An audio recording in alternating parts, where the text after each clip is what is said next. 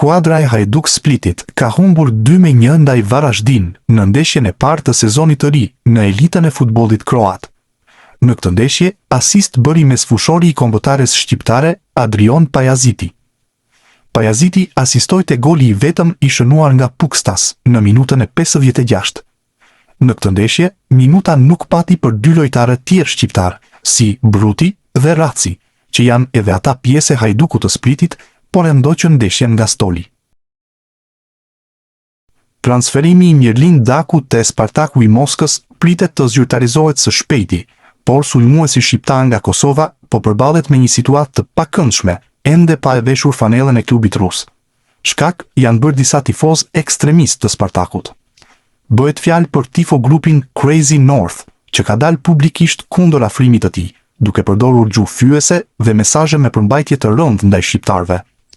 Në kanalin e tyre në Telegram, grupi Ultras shkroi: "Shprehim kundërshtimin ton të plot ndaj transferimit të mundshëm të Mirlin Dakut në klubin ton. Ne mbështesim popullin vëlla serb dhe qëndrimi ynë ndaj ustashëve, si dhe veçanërisht ndaj shqiptarëve dhe kosovarëve, mbetet i pandryshuar."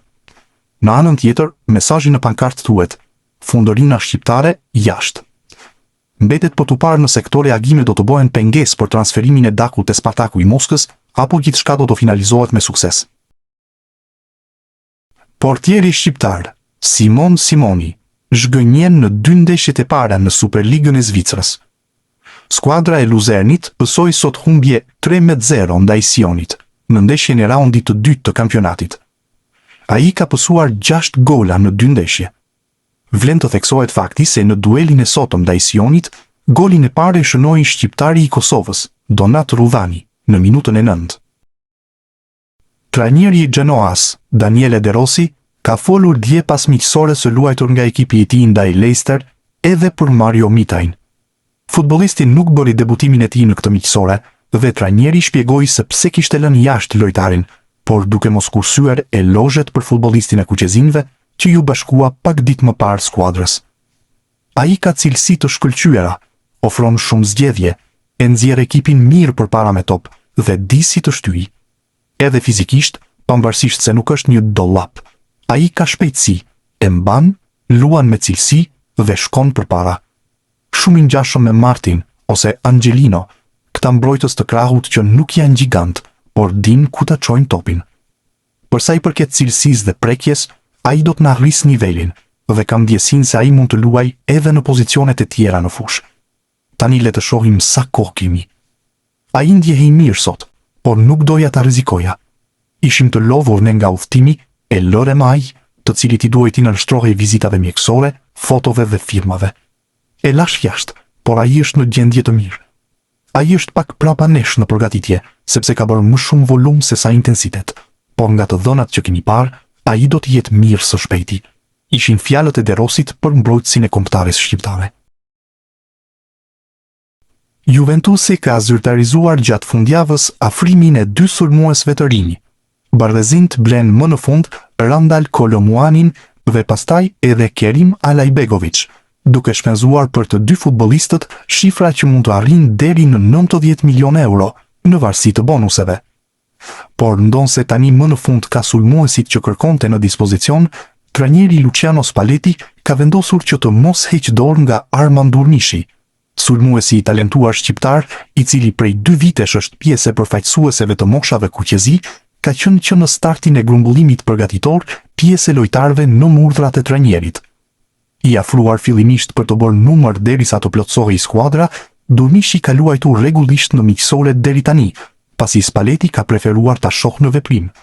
Dhe duket se trajneri është bindur nga aftësitë e tij, ndaj ka vendosur ta marrë me vete në turneun që Juventusi do të zhvillojë në Hong Kong dhe Australi.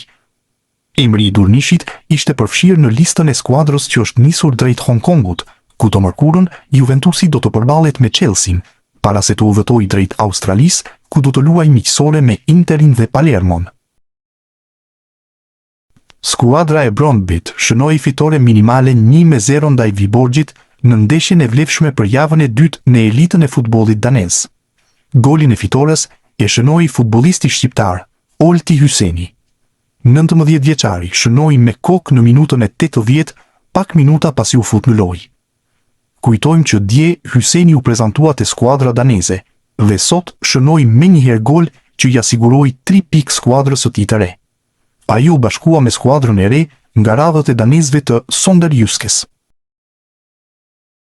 Sulmuesi Giacomo Vrioni duket se ka rilindur te skuadra austriake e Wolfsberger. 27 vjeçari e nisi kampionatin me dopjet, teksa gjeti i pari rrugën e rjetës në këtë sezon për skuadrën e tij. Futbollisti i kombëtares shqiptare shndroi në gol një 11 metrash në minutën e 18, duke i dhënë avantazh ekipit të Wolfsberger në përballje ndaj Austrisë së Vjenës. Pjesa e parë u mbyll me rezultatin 1-0. Vrioni nuk u mjaftua me kaq, teksa në minutën e 63 shënoi sërish me penallti, duke u treguar tepër i saktë nga pika e bardhë e 11 metrashit. Vlen të theksohet fakti se Vrioni arriti të shënonte një numër të konsiderueshëm golash edhe në testet miqësore, duke u shndruar në një bomber të vërtetë. E ardhmja e Kristian Aslanit duket se po shndrohet në një telenovel me shumë seri. Të shumta kanë qenë hipotezat që kanë qarkulluar së fundmi, ndërkohë që është përfshirë në ofertën zyrtare që Interi ka dërguar Al Ittihad për transferimin e Moussa Diaby. Sipas raportimeve të Al Jadia, klubi zikaltër ka ofruar 18 milion euro, ndërsa pjesë e marrëveshjes është edhe kartoni i Aslanit. Për momentin nuk ka ende një vendim zyrtar nga Al Ittihad, por negociatat mes klubeve vijojnë dhe e ardhmja e mesfushorit shqiptar pritet të qartësohet në ditët në vijim, ndërsa pak orë më parë u raportua se edhe Hull City ka shfaqur interes për shërbimet e Aslanit.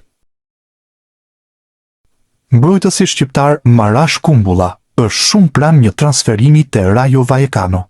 Klubi spanjoll dhe Roma kanë hyrë në fazën finale të negociatave për huazimin e futbollistit 26 vjeçar.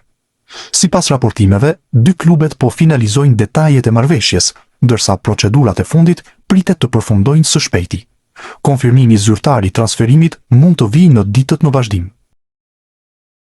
Ernest Munçi vijon formën e tij fantastike me fanelen e Trabzonspor, teksa ditën e sotme ka rrëmbyer sërish skenën në duelin miqësor ndaj Udinezes, skuadrës që militon në Serie A italiane. Ylli i kombëtares shqiptare realizoi në minutën e 4 një gol fantastik me të brendshme nga cepi i majt i zonës duke surprizuar portierin Pjana, teksa i dha avantazhin skuadrës turke.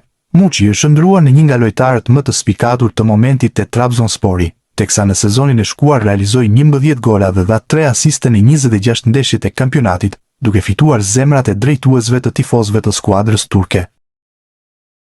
Mbrojtësi i kombëtares shqiptare Stavrios Pilos ka realizuar 2 golësh në miqësoren e AEK Athens kundër Sint-Truidense. 25 vjeçari zhbllokuai shifrat në minutën e 7 dhe në të 19-ën i dyfishoi ato. Aktualisht skuadra e tij po udhëheq me rezultatin 3-0.